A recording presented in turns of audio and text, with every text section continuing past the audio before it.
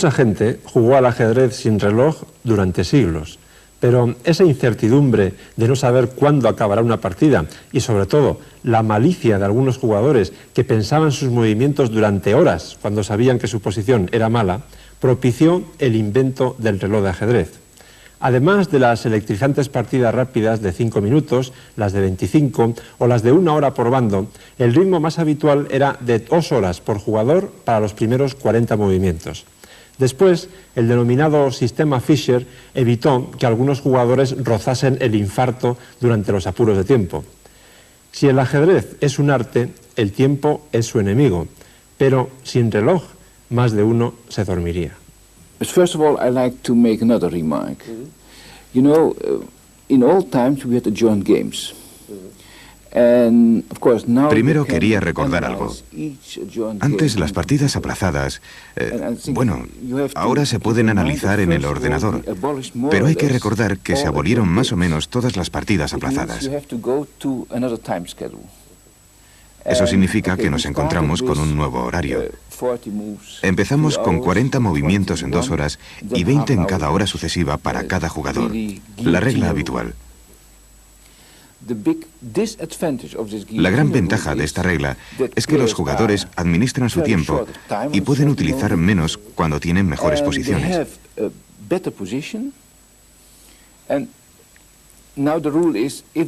La regla es que si tienen menos de 2 minutos, pueden pedir tablas. El árbitro tiene que saber en todo momento lo que está ocurriendo en el tablero. Tiene que juzgar las posiciones, pero creo que es una equivocación que el árbitro tenga que juzgar esto. Por eso no estoy a favor de esta organización del tiempo. 40 en 2 horas y 20 en 1 hora para cada uno. Para evitar esto es muy útil el método inventado por Fischer. El sistema es muy simple. En el momento que haces un movimiento, pierdes el tiempo que has empleado en pensar este movimiento, 10 o 20 segundos, dependiendo del torneo en que juegues y de las reglas, que se añadirán a tu tiempo. Cuando hablamos de este último periodo de tiempo, en un torneo normal, se añaden al menos 30 segundos y siempre te quedan 30 para el siguiente movimiento. Creo que esto supone una gran ventaja. La idea de Fischer es el invento del siglo para el ajedrez desde el punto de vista técnico. Esta es la situación al comienzo. En cada uno se ve que marca 25 segundos, pero es mejor que lo ponga con otro tiempo para que pueda ver cómo se añaden los 10 segundos. Voy a ponerlo.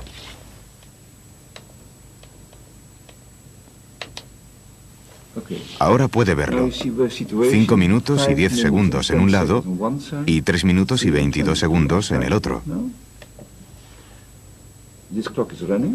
Lo pongo en marcha.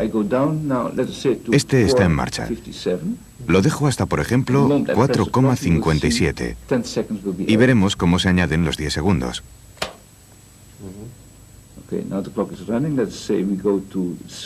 Y ahora aquí lo dejamos hasta 3,12. Entonces aprieto y vemos los 10 segundos añadidos. Sin embargo, el sistema de Fischer nos impediría ver finales de partida tan emocionantes como este.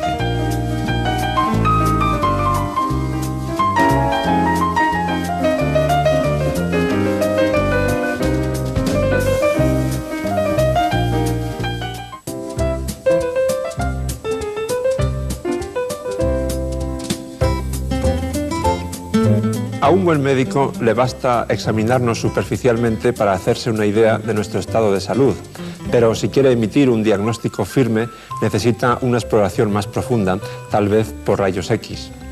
En el ajedrez pasa lo mismo. Los jugadores desarrollamos una intuición especial que nos permite sacar ya ciertas conclusiones tras un vistazo a una posición.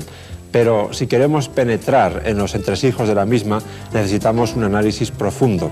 Y eso me lleva a recordar el tema táctico de los rayos X. Se denominan así a las posiciones en las que una pieza actúa a larga distancia y de manera soterrada porque está tapada por otras piezas. Vamos a ver un ejemplo correspondiente al torneo de Moscú de 1949 en una partida que se jugó entre dos grandes pesos pesados. Con blancas, Simeón Furman, el entrenador favorito, el que más influyó en la carrera de Anatoly Karpov. Con negras, el excampeón del mundo, Vasily Smyslov. El primer vistazo a la posición nos dice que las negras tienen ciertos problemas y que, por ejemplo, las blancas pueden disponer de un golpe muy fuerte con caballo por G6 si, y ese sí es muy importante, las negras capturasen el caballo con este peón, porque entonces la entrada de la torre por H3 en combinación con que este alfil está cubriendo la escapatoria por G8 sería realmente decisiva. Pero hay un problema bastante importante, que es que el punto G6 está protegido no solo por el peón de H7, sino sobre todo por la dama en G7, una defensa realmente potente, o al menos eso parece. De modo que Smyslov consideraba que su posición era bastante sólida, hasta que Furman hizo su siguiente jugada, que no es nada contundente, no es de gran impacto, es la modesta dama B2. Pero fíjense qué elegancia, esa jugada es ganadora. Las negras no tienen ninguna defensa satisfactoria porque ahora sí se amenaza caballo por G6. Como ya he dicho, si H por G6, torre H3 jaque, y si dama por G6, ahora esta torre se movería dando jaque descubierto. Hay diversas tentativas de defenderse para las negras, por ejemplo G5 o dama D4, pero todas ellas se refutan empezando por caballo G6. Ustedes mismos pueden comprobarlo en casa. Smyslov optó por la mejor defensa o por la menos mala, pero también fue insuficiente. Jugó caballo C4 atacando a la dama y siguió caballo por G6 jaque. No hace falta que les explique más sobre esta jugada porque ya la hemos visto varias veces. Evidentemente no se puede tomar con el peón. Dama por G6 y ahora torre por C4, jaque descubierto con la dama. Ahora los rayos X se vuelven totalmente translúcidos. Dama G7, dama por G7, rey por G7 y en la sencillez está el arte, al menos en este caso. Torre C7 jaque y Smyslov abandonó porque después de la captura en A7 el final es realmente desesperado para las negras, no tienen ninguna posibilidad de evitar la derrota. Es decir, ni siquiera el gran Smyslov consiguió parar a los rayos X. Los rayos X no son solamente un importante tema táctico, sino que también son un truco psicológico que nos sirve de estímulo para analizar profundamente aquellas posiciones en las que aparentemente no vemos nada. Esta posición se dio en uno de los torneos más famosos de la historia, Nottingham 1936, con blancas el cuádruple campeón del mundo Mikhail Botvinnik, con negras Vidmar. Aparentemente la posición de Vidmar es muy sólida, con este caballo aquí bloqueando al peón de D4 y todas las demás piezas colocadas de forma bastante armónica. Sin embargo, enseguida se aprecia que este alfil ejerce una acción de rayos X sobre todo lo que hay en esa diagonal, incluido el rey negro en G8 y sobre todo este peón en F7. Por otra parte, esta torre de C8 está protegida solamente por su colega de F8, que al mismo tiempo defiende la casilla de F7 que ya hemos citado antes. Así pues, podemos deducir que también hay una indirecta acción de rayos X de esta dama en H3 sobre la torre de C8.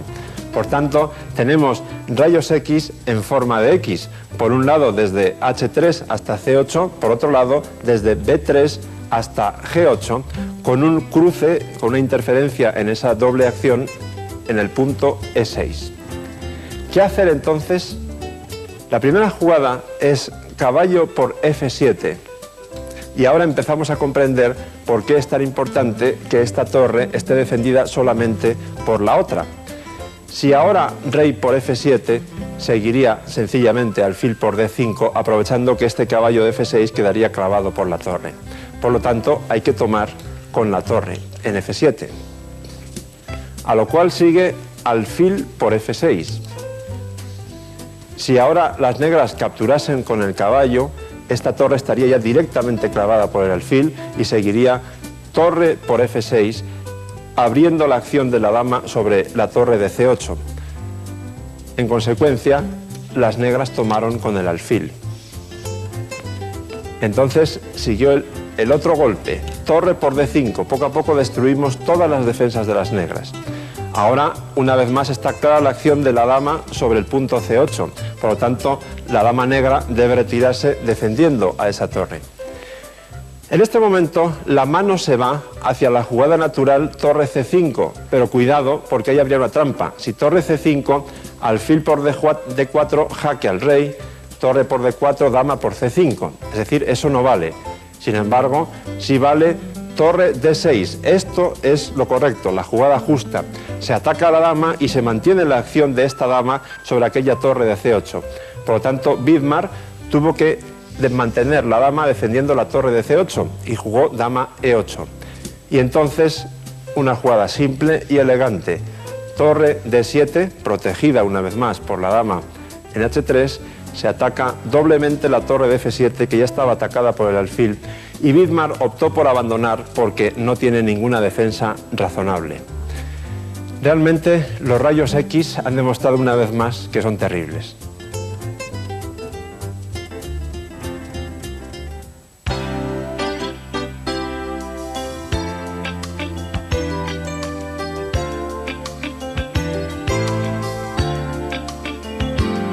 Garry Kasparov, soviético.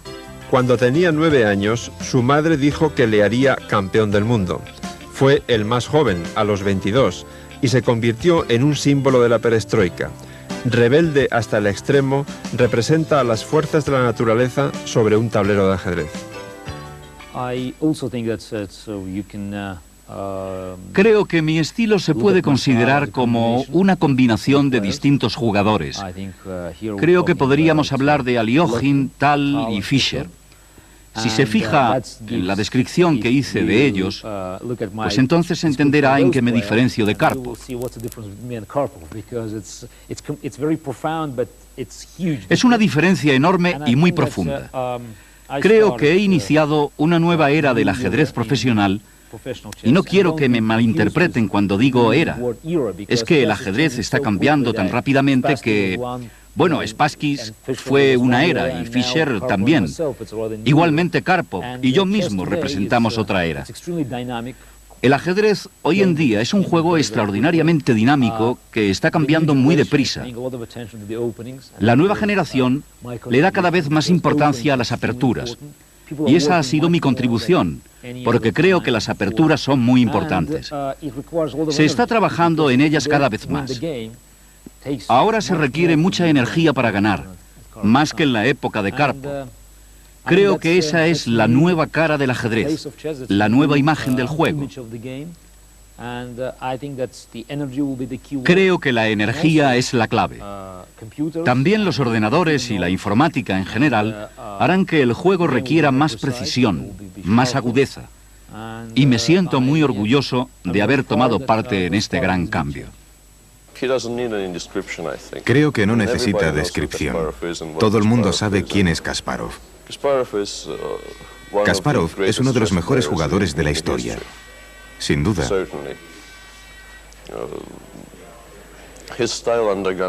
Su estilo ha cambiado a lo largo de los años, pero sigue siendo un gran jugador al que todos admiramos.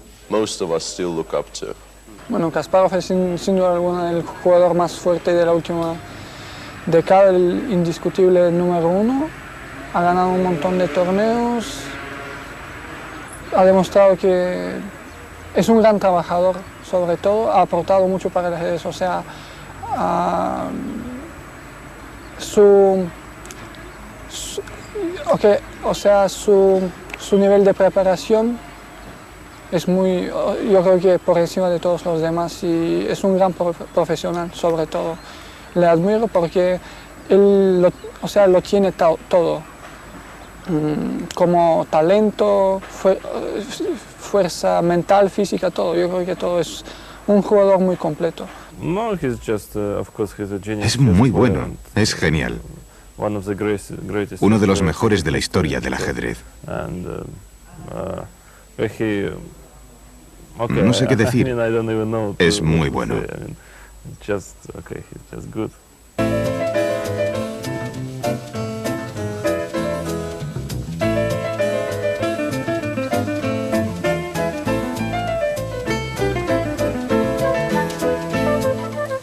Seguir un plan de juego es absolutamente esencial, hasta el punto de que se ha llegado a exagerar diciendo un mal plan es mejor que ningún plan.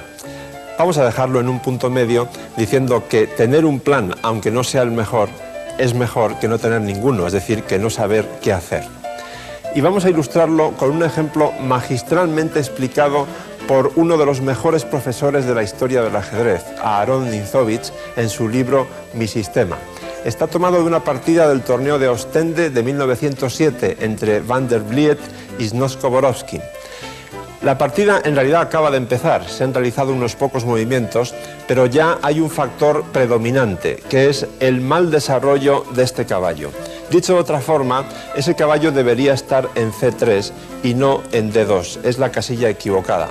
Como consecuencia, la columna C está completamente abierta para las negras y sobre todo falta este bastión en C3 que evitaría el plan que van a elegir las negras en este momento. La idea consiste básicamente en ocupar la casilla C2, finalmente con una torre, que como saben en la séptima fila es donde más poder tiene. Y para eso lo que vamos a hacer es potenciar el desarrollo del flanco de dama negro con caballo B4, alfil D2, torre C8, etc. ¿Cómo se consigue eso? Pues de forma absolutamente lógica, en realidad no es difícil, solo basta tenerlo claro. Caballo B4 ataca el alfil, alfil B1 y alfil D7. Ahora las blancas lógicamente atacan el caballo para intentar desembarazarse de esa molestia, pero las negras no lo retiran, sino que aceleran el desarrollo, juegan muy activamente torre C8. Tomar el caballo ahora no sería nada bueno porque después de A por B4, dama por C1, torre por A7, dama por B2 y los peones del flanco de dama caen. Por lo tanto, las blancas se enrocan. Ahora se podría jugar ya caballo C2, pero todavía mejor es preceder esa incursión por esta otra. Alfil B5 ataca la torre, no se puede tomar el caballo por alfil por F1, dama por F1, dama por C1, etc. Por lo tanto, torre E1.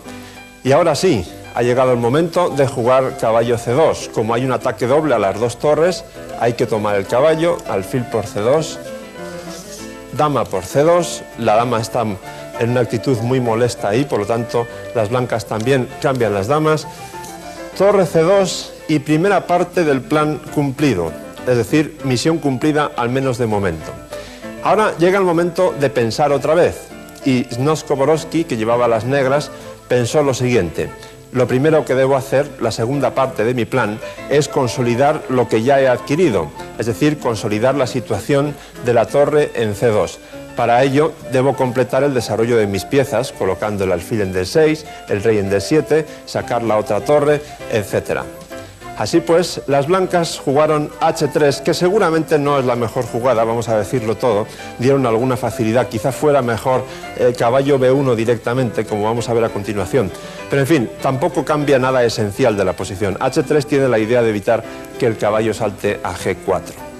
Entonces sigue alfil D6, y ahora sí, caballo B1, con la clara intención de llevarlo a C3, que es donde tendría que haber estado desde el principio, y de paso dejar esta torre encerrada. Como eso sería un inconveniente muy grave para los planes de las negras, por supuesto hay que intercalar esta jugada que evita caballo C3. En consecuencia, las blancas intentan quitar a ese molesto caballo de ahí con el otro, y las negras apoyan a su centinela de E4 con el alfil para de hecho cambiar de centinela. Caballo por E4, alfil por E4, y esto obliga a las blancas a tener que cambiar de plan. Ya no pueden mantener su molesta idea inicial de caballo C3 porque ahora se está atacando dos veces el peón de G2. Por lo tanto, las blancas vuelven con el caballo a D2 con el fin de cambiar una vez más la molesta pieza de E4, con lo cual de paso pues liberan un poco su posición. Las negras siguen con su plan, fieles a las ideas que han concebido con rey D7, con la idea clara de sacar la otra torre. Caballo por E4 y D por E4. Está clarísimo que todo marcha viento en popa para las negras. Tienen la torre en C2, el dominio de la séptima fila es absoluto y además ahora eso va a estar consolidado por la otra torre en C8, con lo cual ya no se puede expulsar a la torre de C2. Es el momento de establecer la tercera y última parte del plan.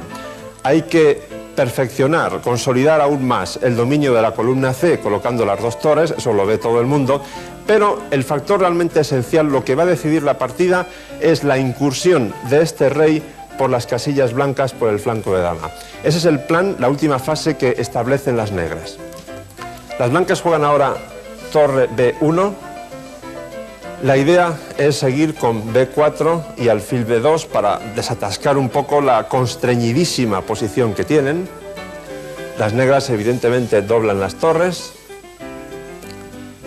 B4, penetran con la otra torre, que es la parte negativa de esa idea de las blancas. Ahora no se puede jugar directamente alfil B2 porque seguiría torre B3 atacando dos veces ese alfil de B2 y al final cae el peón de A3. Hay que preceder esa jugada con rey F1, cosa que las negras aprovechan para seguir con su plan. De hecho, a este rey ya no lo detiene nadie. Ahora sí, alfil B2 y contra torre B3, torre E2. Las blancas consiguen un pequeño alivio en la posición al cambiar un par de torres, pero en realidad ya es demasiado tarde para todo, porque torre por E2, rey por E2, fíjense cómo entra este monarca. Va como un obús hasta el flanco de dama, hasta la casilla A4.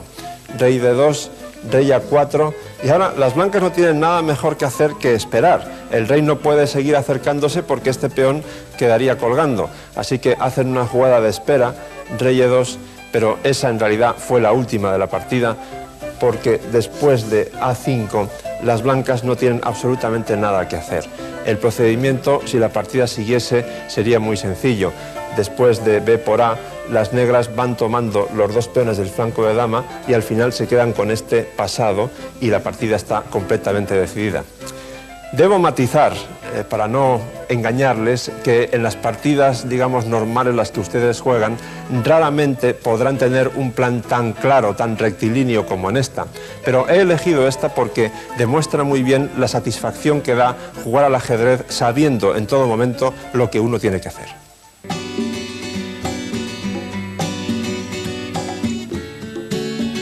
Hay unas cuantas películas que tienen al ajedrez como tema central y muchas más que recurren al ajedrez en algún momento. Por ejemplo, Desde Rusia con Amor, con Sean Connery como protagonista principal, en cuya primera secuencia aparece una posición que está basada en la partida que jugaron Spassky y Bronstein en el Campeonato Soviético de 1960. Boris Spassky es un jugador de estilo universal, que nunca destacó por nada en especial, pero que era un jugador fortísimo, campeón del mundo nada menos, en 1969. En realidad se hizo mucho más famoso 3 años más tarde, en el 72, cuando perdió el título ante el legendario norteamericano Bobby Fischer. En aquel entonces los soviéticos, sobre todo el gobierno soviético, no podía comprender que uno de sus héroes perdiera el título ante un joven estadounidense, y Spassky fue recibido como un traidor en Moscú. Poco después, Spassky se enamoró de una francesa y llegó a un pacto con su gobierno para que le permitieran emigrar a Francia. Spassky jugaba con blancas y optó por una de las aperturas más románticas del repertorio del ajedrez, el gambito de rey, que empieza con E4, E5, F4. Las blancas entregan un peón con la idea de formar un centro de peones muy fuerte. E por F4, Bronstein aceptó el regalito y entonces siguió caballo F3 y ahora, antes de que las blancas jueguen D4, cumpliendo con sus aspiraciones, Bronstein se adelanta, contraataca en el centro y hace D5. Pero no con la idea de que a D5, como jugó Spassky, pueda retomarse con la dama en D5, porque en ese caso las blancas ganarían muchos tiempos de desarrollo empezando por caballo C3. La idea en realidad es acelerar el desarrollo, alfil D6, y de paso defender este peón de F4 haciendo más molesto que las blancas puedan recuperarlo con facilidad.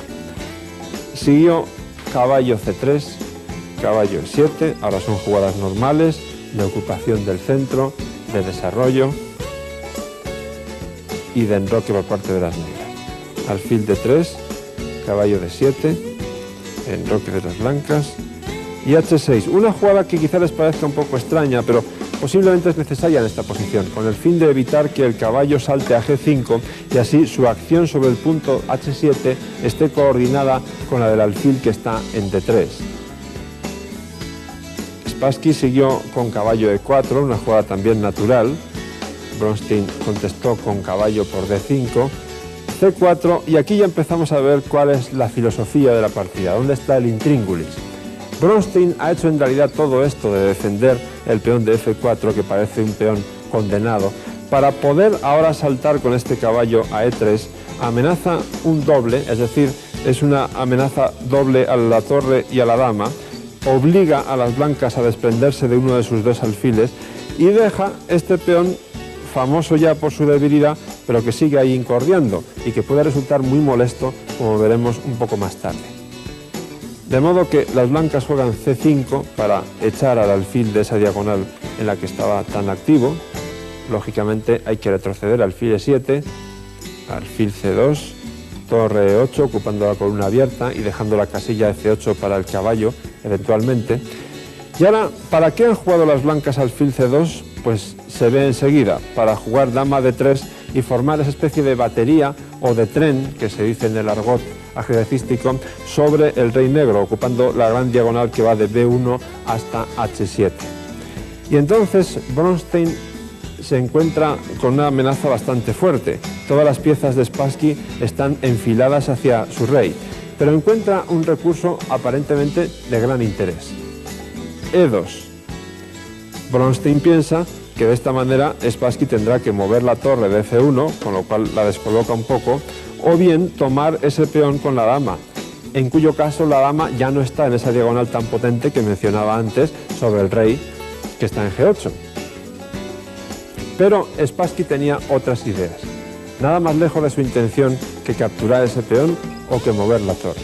Lo que hace es caballo D6, una jugada que en realidad es como si diera fuego al tablero. Ahora de pronto las piezas echan chispas. Evidentemente se amenaza mate en dos jugadas a base de dama H7 y dama H8, pero es que además se está entregando la torre de F1 y también el caballo de D6. Bueno, vamos por partes. El caballo de D6 no se puede capturar, al menos con el peón de C7, porque en ese caso es mate en dos, como he dicho, dama H7 jaque y dama H8 mate. ¿Qué pasa en cuanto a la torre de F1? Las variantes que surgen de esa jugada ahora mismo son tremendamente complicadas. Ustedes, si tienen un ordenador, sobre todo si es muy potente en su casa, pónganle esta posición y díganle a la máquina que analice. Verán el resultado. Realmente hay muchas variantes y muy complicadas, pero tengan en cuenta que esto es una partida con un tiempo real, con el reloj en marcha. Y entonces los jugadores no pueden estar una hora o más pensando y calculando todas las variantes que surgen de una posición tan difícil. Por lo tanto, aquí Bronstein tuvo que guiarse de su intuición. Su intuición le dijo que era mejor no tomar ahora mismo la torre de C1, lo hizo más tarde, y entonces optó por otra jugada, optó por caballo F8. Había una tercera alternativa, que era alfil por D6, habilitando la casilla E7 para que el rey pueda escaparse después de recibir los jaques en H7 y H8. También daba lugar a variantes muy complicadas. Y ahora sigue la sinfonía de sacrificios y de agresividad por parte de Spassky. Sigue dejando la torre donde está y juega caballo por F7. Bronstein dice, bueno, una vez te he perdonado la torre, pero la segunda no, ahora me la como. E por F1 jaque, torre por F1 y el ataque, como pueden ver, sigue a pesar de las entregas de material. Las amenazas son muy grandes, todas las piezas blancas están bien coordinadas contra el rey negro. Así que Bronstein decide soltar lastre y juega alfil F5 con idea de atraer a la dama a esa casilla, dama F5, y entonces proponer el cambio de damas con dama D7. Por supuesto, Spassky no quiere ni oír hablar de cambiar las damas, está atacando, no le interesa cambiar su pieza más potente. retrocede con la dama a F4, pero el ataque sigue siendo vigente y realmente muy fuerte. Bronstein se defiende como puede, alfil F6 para dejar al caballo indefenso en F7, pero el otro caballo ahora salta a E5 defendiendo a su colega y presionando todavía más. Dama E7 y alfil B3. Como ven, aquí hay un fuego cruzado, todas las piezas blancas amenazan al rey. Realmente es muy difícil defender este tipo de posiciones. Hay que seguir soltando lastre, hay que eliminar alguna de las piezas atacantes, por eso Bronstein juega alfil por E5, pero caballo por E5 es jaque descubierto. Y después de rey H7, dama E4 jaque, cayó el telón, porque las negras no tienen ninguna defensa aceptable. Como pueden ver, G6 es francamente muy mala, porque las blancas tienen varias jugadas que les dan una enorme ventaja, y rey H8, si cabe, es todavía peor, porque lleva a un mate forzado, que empezaría con torre por F8 jaque, dama por F8, caballo G6 jaque, única respuesta rey H7, caballo por F8 jaque, única rey H8 porque era jaque doble, y dama H7 jaque mate. Desde Rusia, con amor, con un profundo amor por el ajedrez, Boris Spassky nos dejó esta joya para la historia.